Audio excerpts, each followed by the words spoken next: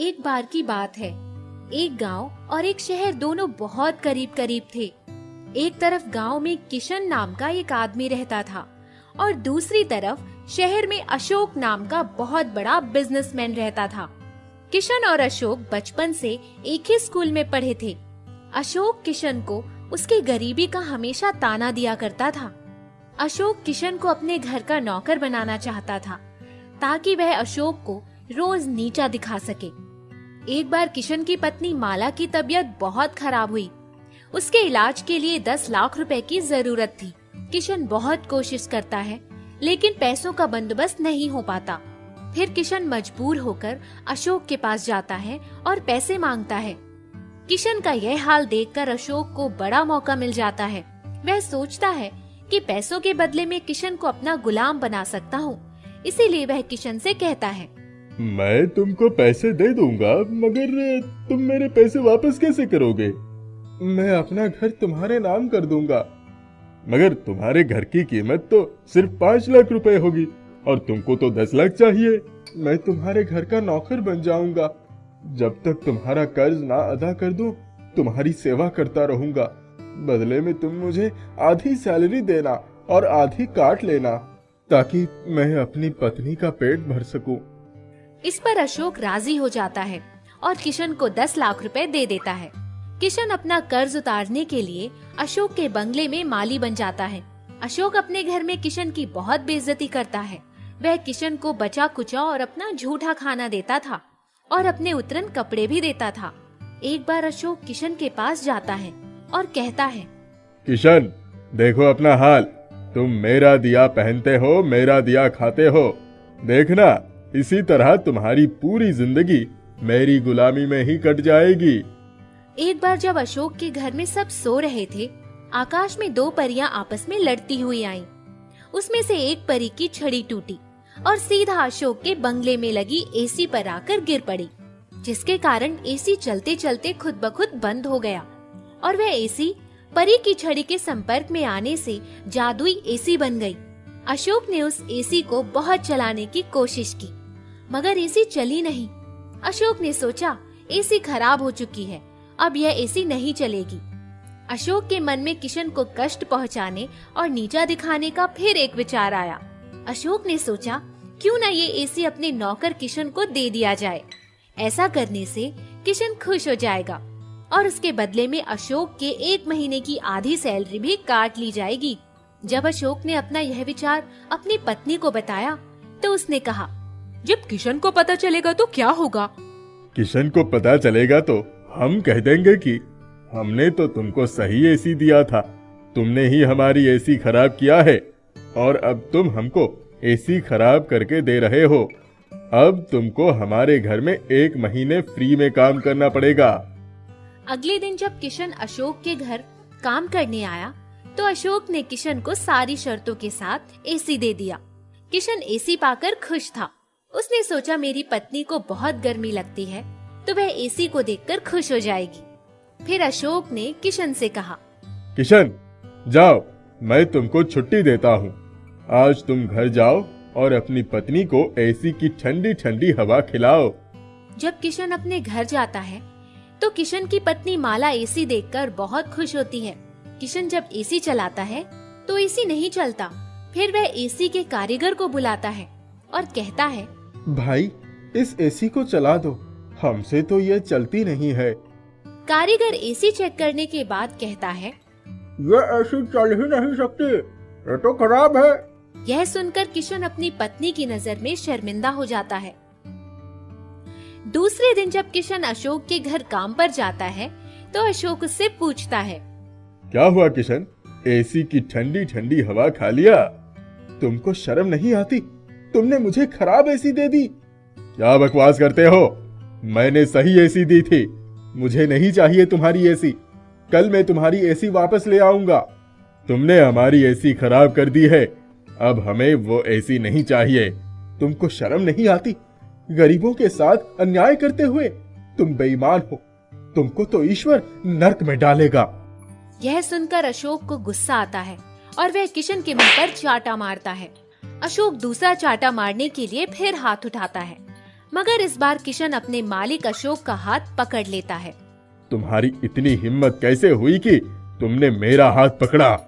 तुम सारी जिंदगी मेरे टुकड़े पर पलते रहे और मेरा जूठन खाता रहे और उतरन पहनते रहे और तुम मेरे नौकर हो। तुम्हारी औकात कैसे हुई मेरा हाथ पकड़ने की? तुमने मुझ पर हाथ उठाकर कुछ अच्छा नहीं किया। अब मैं तुम्हारे घर का और काम नहीं करूंगा। मैं तुम्हारा काम छोड़कर जा रहा हूं और तुम्हारा सारा पैसा मैं कहीं और काम करके चुका दूंगा। मैं तुमको जेल भिजवा दूंगा। लेकिन मैंने ऐसा क्या किया है जो तुम मुझे जेल भिजवा दोगे? तुम मेरी इसी शर्त पर लेकर गए थे कि तुम मेरे घर 1 महीने फ्री में काम करोगे और अपनी आधी सैलरी भी नहीं लोगे। तुमने मुझे खराब एसी दी है जिसकी कोई कीमत नहीं है। मैंने सही एसी दी थी, तुमने ही खराब कर दी होगी। इस तरह किशन अशोक के घर काम करने को मजबूर हो जाता है। उधर किशन के घर उसकी पत्नी एसी को निहारती रहती है। तभी एसी से आवाज आती है, माला, ओ माला।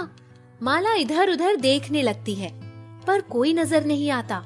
फिर आवाज आती है, माला, मैं जादुई एसी हूँ। तुम जादुई एसी हो? हाँ। तुम मेरे लिए क्या कर सकती हो? जो तुम चाहो। मेरे पति को अशोक ने धोखा दिया और जब तक उसका कर्ज नहीं उतर जाता तब तक वो मेरे पति को कैद करे रहेगा। जादुई एसी, तुम मुझे ढेर सारे पैसे दे दो ताकि मैं अपने पति का कर्ज उतार सकूं और अपना घर छुड़वा सकूं। तुम मुझे ऑन करो, तुमको पैसे मिल जाएंगे। माला जैसे ही एसी ऑन करती है वैसे ही एसी में ढेर सारे पैसे निकलने लगते हैं। देखते ही देखते बहुत सारे पैसे निकल जाते हैं। उन पैसों को लेकर माला अशोक के घर जाती है और कहती है, जो कर्ज तुमसे मेरे पति ने लिया था वो सारे पैसे मैं तुमको लौटाने आई हूँ। मेरा घर भी छोड़ो और मेरे पति को भी छोड़ो। अशोक यह सब देखकर हैरान हो जाता है और पैसे लेकर किशन का घर और किशन को छोड़ देता है। माला, ये सब कैसे हुआ? अब घर चलिए, सब बताती हूँ। माला अपने पति को सब बताती है।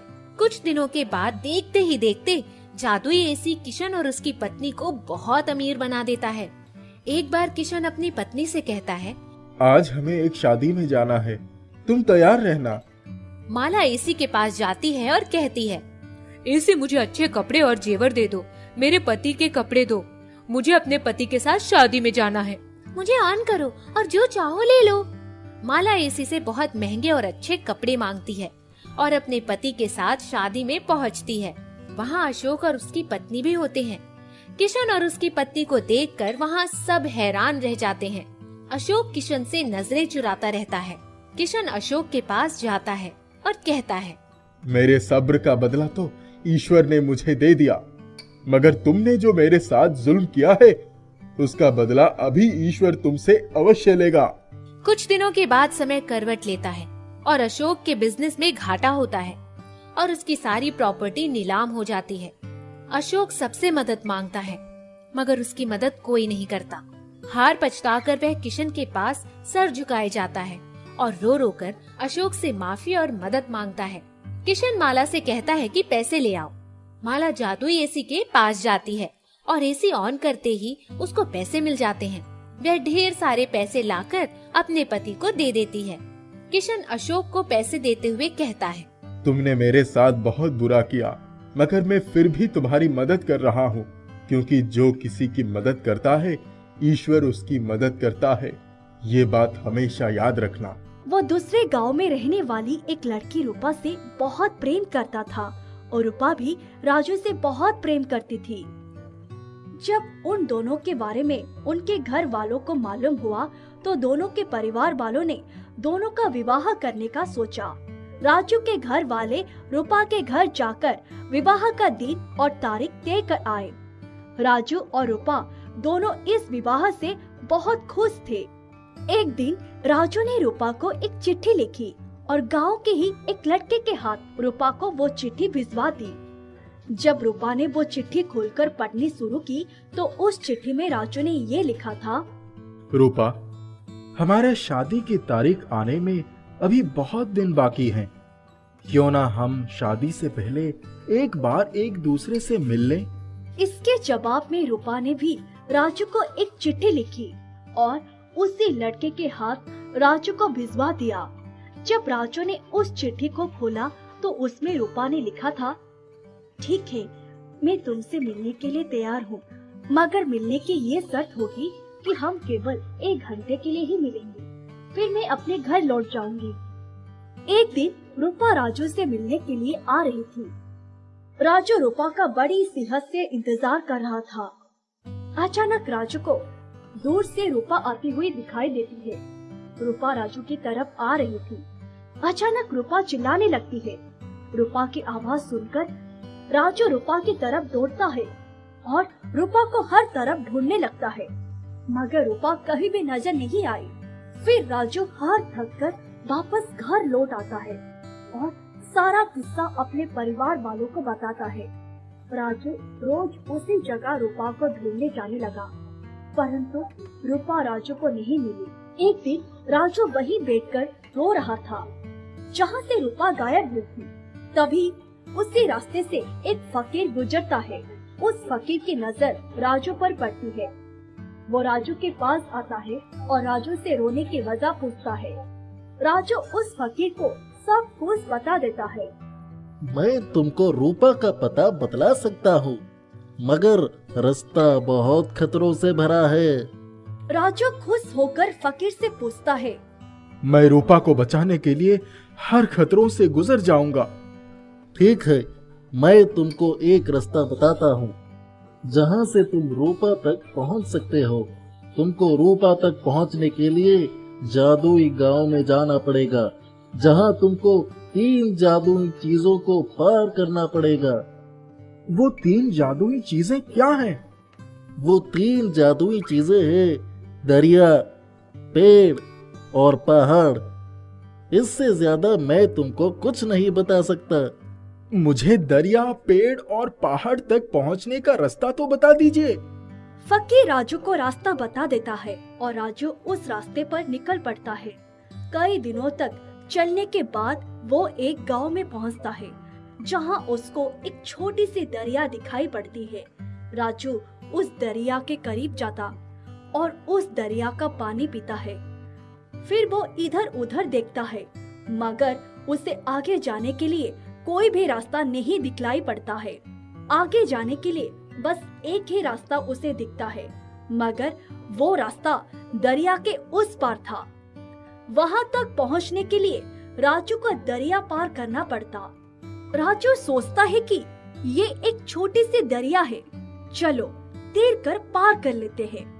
यही सोचकर राजू उस दरिया में कूद गया और तैरने लगा।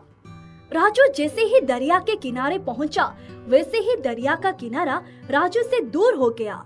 राजू के साथ कई बार ये हुआ। राजू तैरते तैरते थक गया। फिर राजू को दरिया के किनारे एक बहुत बड़ा पेड़ दिखलाई पड़ता है, जिसकी शाखें दरिया में लटक रही थी।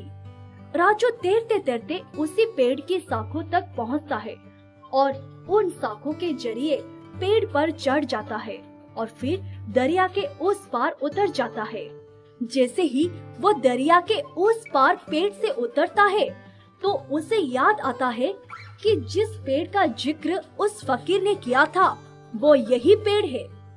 जब वो अपनी मंजिल की तरफ आगे बढ़ता है, तो उसी पेड़ की शाखें राजू को पेड़ पे आकर लिपट जाती है और उसे आगे बढ़ने नहीं देती है। राजू खुद को छुड़वाने की बहुत कोशिश करता है, परंतु छूट नहीं पाता है। फिर उसके पैर में जमीन के अंदर से अचानक कुछ चुभने लगता है।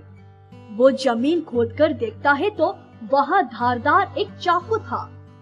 वो फौरन जमीन से चाकू निकालकर उन सारी शाखों को काट देती है और खुद को छुड़वाकर चाकू लेकर वहाँ से भाग जाता है। कुछ दिनों तक चलने के बाद उसे एक पहाड़ जैसी गुफा दिखलाई पड़ती है। राजू उस गुफा के अंदर चला जाता है। वो गुफा के अंदर आगे बढ़ता है। अचानक गुफा की जमीन फट जाती है और राजू जमीन के अंदर चला जाता है। अंदर जाकर वो देखता है कि वो बहुत बड़े महल के अंदर है। महल के सिपाही उसे पकड़कर राजा के पास ले जाते हैं। वो राजा बहुत बड़ा जादूगर था, जिसने उस गांव को जादुई गांव बना दिया था। राजा राजू से पूछा है, तुम कौन हो और यहाँ क्या कर रहे हो? मेरा नाम राजू है और मैं यहाँ अपनी होने वाली पत्नी को ढूंढने आया हूँ। अच्छा, तुम्हारी होने वाली पत्नी कहाँ चली गई है?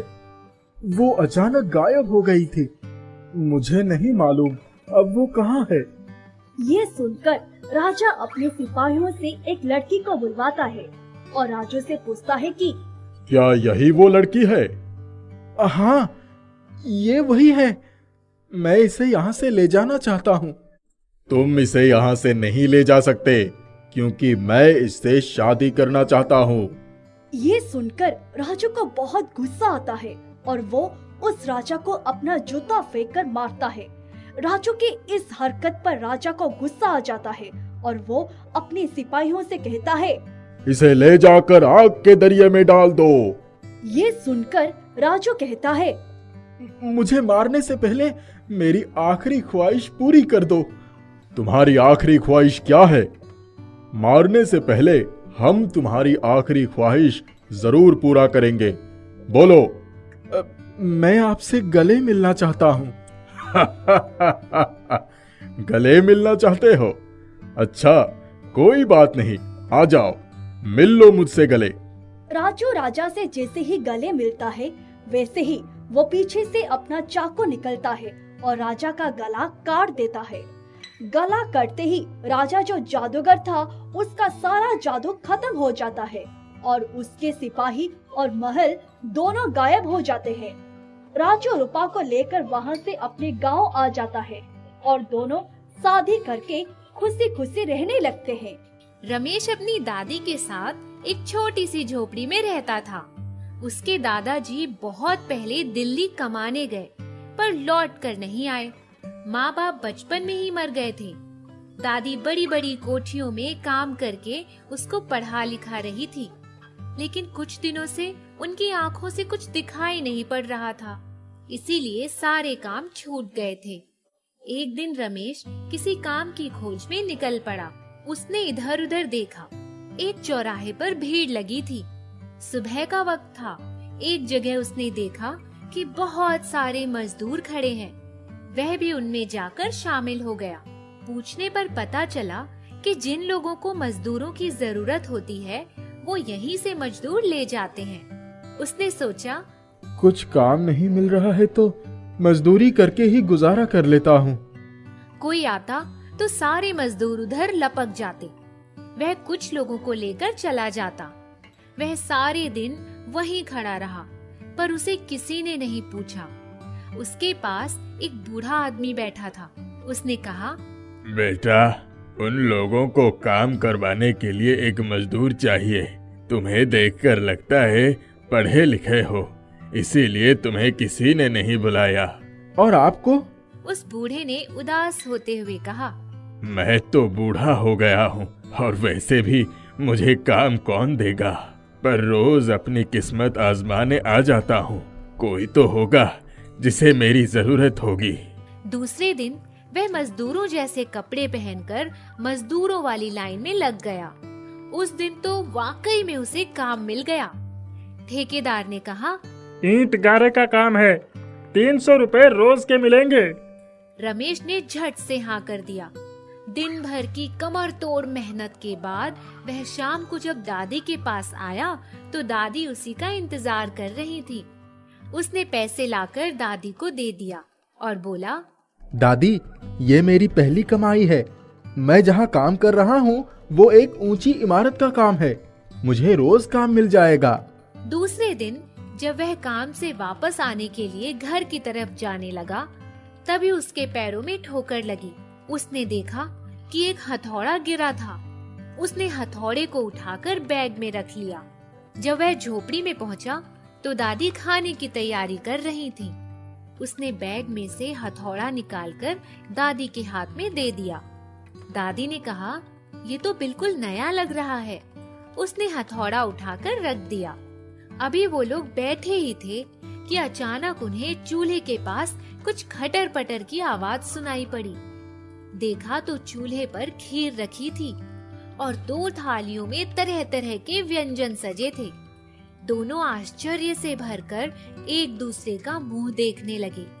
दादी बोली, आज तक तो ऐसा कभी नहीं हुआ। ये हथौड़ा जादुई तो नहीं? आश्चर्यचकित से दोनों ने खाना तो खा लिया, लेकिन समझ में नहीं आ रहा था कि ये कैसे हुआ। सुबह सोकर उठे तो दोनों थालियां सोने के सिक्कों से भरी रखी थी। रमेश ने हथौड़े को उठा लिया और दादी से बोला, दादी, ये जादुई हथौड़ा है। अगर हमारी झोपड़ी भी हवेली बन जाए तो हम कितने आराम से रह सकते हैं ना? उसके इतना कहते ही झोपड़ी सभी सुख सुविधाओं से भरी हवेली में बदल गई। रमेश खुशी से झूम उठा और कहा, मेरे प्यारे हथौड़े, मेरी दादी की आंखों की रोशनी वापस कर दो। दादी की आंखों की रोशनी सचमुच वापस आ गई। दादी पोते पूरी हवेली घूम घूम कर देखने लगे।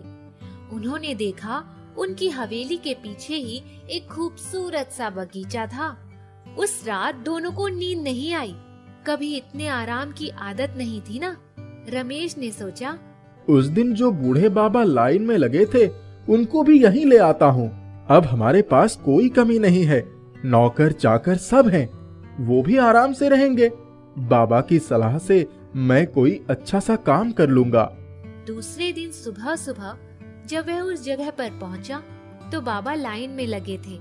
उसने बाबा से कहा, बाबा, आप मेरे साथ चलिए, आपके लायक काम मिल गया है। बाबा उसके साथ उसकी हवेली पर आ गए। उन्होंने कहा, अब किसकी हवेली है? आप अंदर तो चलिए। बाबा जब अंदर गए तो रमेश ने कहा, आप बैठिए, मैं आता हूँ। वह दादी के पास गया और उसने कहा, आप चलकर बाबा से मिल लो। दादी जैसे ही भीतर आई और बाबा पर उसकी नजर पड़ी, उनके पैर वहीं स्थिर हो गए। उनकी आंखों से आंसुओं की धारा बहने लगी। दोनों एक दूसरे की तरफ देख रहे थे। रमेश ने दादी को पकड़कर हिलाया और बोला, दादी, क्या हुआ आपको? बाबा रोते हुए बोले, बेटा, मुझे नहीं पता था कि तुम मुझे मेरे परिवार से मिला दोगे। कहकर उसने रमेश को गले से लगा लिया। दादी ने कहा, आप कहाँ चले गए थे? मैंने 15 सालों तक कितनी तकलीफें सही। अकेले ही अपने बेटे बहू का दुख सहा और अपने छोटे से रमेश के सहारे जीवन काट दिया। बाबा ने बताया कि दिल्ली कमाने तो गए, पर एक दिन जब वो काम से लौट रहे थे तो कोई आदमी एक सेठ को चाकू मारकर भाग गया। वो सेठ को बचाने गए, पर चाकू पर उनके हाथों के निशान देखकर पुलिस ने उन्हें पकड़ लिया। उन्हें झूठे केस में जेल हो गई। जेल से छूटने के बाद जब अपने घर आए तो वह घर बिक गया था। तब से वो रोज अपने परिवार को ढूंढते ढूंढते बूढ़े हो गए। अब तो उन्होंने उम्मीद भी छोड़ दी थी। रमेश दौड़कर जादुई हथौड़ा ले आया। उसने दादाजी को उसके बारे में बताया और बोला, दादाजी, ये इसी जादुई हथौड़े की वजह से संभव हुआ है। उनका पूरा परिवार फिर से एक हो गया। उन लोगों ने बाकी का जीवन सुख से बिताया। बहुत साल पहले की बात है। एक छोटे से गांव में एक सरोजनी नाम की महिला अपने बेटे आलोक और बहू निर्मला के साथ रहती थी। आलोक एक छोटी सी दुकान पर काम करता और जैसे तैसे उनके परिवार का गुजारा होता था। पैसों की कमी की वजह से सरोजनी हमेशा चिड़ी हुई होती थी और अपना गुस्सा ज्यादातर अपनी बहू पर उतारती थी। निर्मला एक बहुत ही नेक दिल की महिला थी और वह जब भी मौका मिलता पशु पक्षियों की सेवा करती। जैसे वह किसी गाय को कभी खाना खिलाती या चिड़ियों को दाने देती। सरोजनी को यह सारी चीजें फिजूल खर्च लगती थी और हमेशा निर्मला को यह सब करने से मना करती। बहुत जल्दी से खाना लगा दो, आलोक के आने का समय हो गया है। मेरा बेटा भूखा होगा। जी मैं तैयार करती हूँ, बस मुझे थोड़ा सा समय दीजिए। मैंने अभी चिड़िया की मटकी में पानी रखा है, हाथ धो लूं तो तैयारी करती हूँ। मैंने तुम्हें कितनी बार समझाया है, इन चिड़िया गाय भैंसों को तुम खाना पीना देना बंद कर दो। यह सिर्फ गंदगी फैलाती हैं। तुम्हें यह खाना थोड़ी लाकर देंगी, ना तुम्हारा कोई फायदा करेंगी। माँ जी, कभी कभी बिना फायदे की भी कोई काम करना चाहिए। ऊपर वाला सब देखता है। ऊपर वाले का तो पता नहीं, लेकिन तुम्हारी यह बेवकूफियां मैं जरूर देख रही हूँ। निर्मला, जल्दी से खाना लगा दो, आज बहुत ही भूख लगी है, आज थक गया हूँ। बेटा, तुम्हारा खाना लग रहा है, मैं तब तक तुम्हारे लिए पानी लेकर आती हूँ। अरे यह क्या, घड़े में तो पानी नहीं है। निर्मला, तुमने सारा पानी चिड़िया की मटकी में डाल दिया। मेरे बेटे के लिए पानी ही नहीं है। आप मुझे 1 मिनट दीजिए, मैं भाग कर जाती हूँ और कुएं में से पानी लेकर आती हूँ। कोई बात नहीं निर्मला, मैं रुका हूँ, तुम जाओ पानी लेकर आओ। अरे यह पागल औरत इतना भी नहीं समझती कि अपने पति के लिए पानी रखना चाहिए था। इसने सारा पानी चिड़िया की मटकी में डाल दिया। निर्मला बड़ी ही तेजी से कुएं से पानी लेकर आई। आलोक, सरोजनी और निर्मला बैठकर आराम से भोजन करते हैं। आलोक वापस अपने काम पर चला जाता है। अब बहुत हुआ, अब अपनी इस बेवकूफियों को बंद करो। हमारे पास न इतने पैसे हैं और न ही इतने साधन कि हम पशु पक्षियों की मदद करें। माँ जी, आप चिंता ना कीजिए, अब से मैं बिल्कुल ध्यान दूंगी कि पहले मैं घर का सारा काम निपटा लूं, उसके बाद मैं ऐसा कुछ करूं। इतने में एक सफेद गाय निर्मला के घर के सामने आती है। उस गाय को जो खाना बचा हुआ रहता है वह दे देती है। आज भी वह उसे खाना देने जाती है। लो, आ गई तुम्हारी प्रिय मित्र। अभी कुछ देर पहले हमने बात की थी, यह सब बंद करो, लेकिन यह नहीं सुधरने वाली। यह सुनकर निर्मला के पैर रुक जाते हैं और हाथ में बचा कुचा खाना लिए खड़ी रहती है और गाय को देने नहीं जाती। जब काफी समय बीत जाता है और गाय दरवाजे से हटती ही नहीं, तब सरोजनी खुद निर्मला से बोलती है, जाओ खाना दे आओ, लगता है यह मानने वाली नहीं है। निर्मला गाय को खाना दे देती है और गाय उसे बड़े प्रेम से खा लेती है। गाय के सींग में एक धागे से एक पत्ता बंधा होता है। निर्मला को लगता है शायद उससे गाय को दिक्कत हो रही होगी। वह धागा खींच लेती है और पत्ती नीचे गिर जाती है। जैसे ही पत्ती नीचे गिरती है, एक घंटी की आवाज आती है। निर्मला अचंभे में पड़ जाती है। एक पत्ती में से घंटी की आवाज। वह पत्ती को उठाती है और उसे थोड़ा सा हिलाती है और जैसे कोई घंटी बज रही हो वैसी आवाज उसमें से आती है। निर्मला समझ जाती है यह कोई साधारण पत्ती नहीं। वह पत्ती को घर के अंदर रख लेती है। कुछ देर में पत्ती को घुमाकर देखती है तो उसकी दूसरी तरफ कुछ लिखा होता है।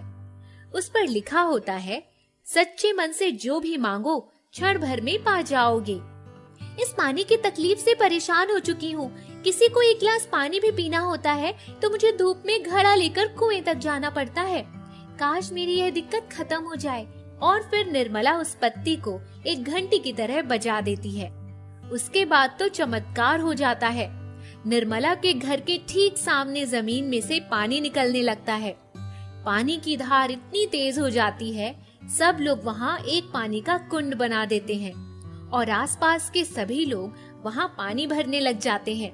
निर्मला बहुत खुश हो जाती है और समझ जाती है कि यह पत्ती कोई साधारण पत्ती नहीं है, यह एक जादुई पत्ती है।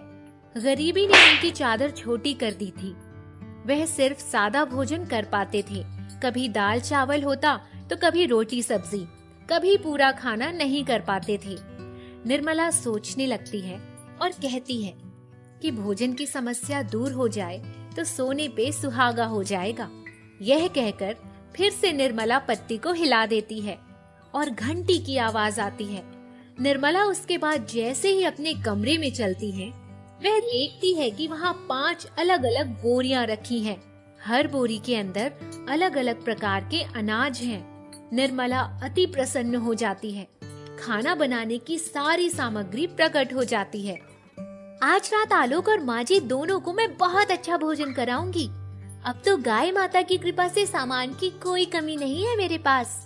निर्मला शाम को उसी अनाज के भंडार से अलग अलग प्रकार के व्यंजन बनाती है, लेकिन वह यह भी ध्यान देती है कि अगर वह 1 कटोरा चावल निकालती तो बोरे में 1 कटोरा चावल फिर से आ जाता। वह समझ जाती कि चाहे वह जितना चावल आटा निकाले, भंडार कभी कम नहीं होगा। निर्मला, आज खास दावत किसके लिए है? मैंने तो इतने सारे व्यंजन एक साथ कभी देखे ही नहीं। आज तक मुझे पता ही नहीं था कि तुम्हें इतनी सारी चीजें बनानी आती है। इतने सारे व्यंजन देखकर मुंह में पानी आ रहा है। अब चलो, बात करके समय जाया नहीं करते, शुरू करते हैं। माँ जी, इसका श्रेय मुझे नहीं जाता, यह तो गाय माता की देन है। आप कहती थी ना कि कभी कुछ फायदा नहीं होगा। आप देखिए कितना फायदा हुआ। पानी की दिक्कत चली गई और अब तो खाने की भी दिक्कत नहीं रही। बेटा, तुमने तो मेरी आंखें खोल दी। अब मैं तुम्हें कभी मना नहीं करूंगी। तुम्हारा जितना मन हो तुम पशु पक्षियों की मदद करो, इन्हें खिलाओ पिलाओ, प्यार करो। अब मैं समझ चुकी हूँ कि इससे बड़ा पुण्य कोई भी नहीं है। इतने में गाय माता फिर से आकर निर्मला के दरवाजे पर खड़ी हो जाती है। लेकिन इस बार कुछ ऐसा होता है जिसकी कल्पना किसी ने नहीं की होती है। निर्मला से पहले सरोजनी माँ गाय के लिए खाना लेकर जाती है और जाकर अपने हाथों से गाय को खाना खिलाती है। यह देखकर आलोक और निर्मला दोनों प्रसन्न हो जाते हैं। अब निर्मला जादुई पत्ती का रहस्य आलोक और सरोजनी दोनों को बता देती है। निर्मला, अब तो तुम अपना भला कर चुकी हो, कुछ भला हम लोगों का भी कर दो। निर्मला पत्ते को हाथ में लेकर अपने मन में कहती है कि माँ जी की जितनी भी गहनों की ख्वाहिश है पूरी की जाए। अचानक अलमारी में इतने गहने आ जाते हैं कि गहने बाहर गिरने लगते हैं। सब समझ जाते हैं कि माँ जी की गहनों की ख्वाहिश कितनी बड़ी थी। सरोजनी अब खुशी से फूले नहीं समा रही थी। माँ, इसमें से कुछ गहने आप मुझे भी दे दो ताकि मैं अपने खुद की एक दुकान शुरू कर सकूं। मुझे किसी के नीचे काम ना करना पड़े। अगर तुम्हें पैसे की जरूरत है तो अपनी बीवी से बोल दो। मेरे गहने क्यों मांग रहे हो, वह तुम्हें पैसे दे देगी। जादुई पत्ते का इस्तेमाल करके निर्मला अब आलोक के लिए पैसों का इंतजाम करती है और आलोक अपने खुद के लिए एक दुकान खोल लेता है। अब उनका घर काफी खुशहाल हो जाता है। न उन्हें पैसों की कमी होती, न ही खाने पीने की। अब सरोजनी गाय माता का उपकार भूल चुकी होती है।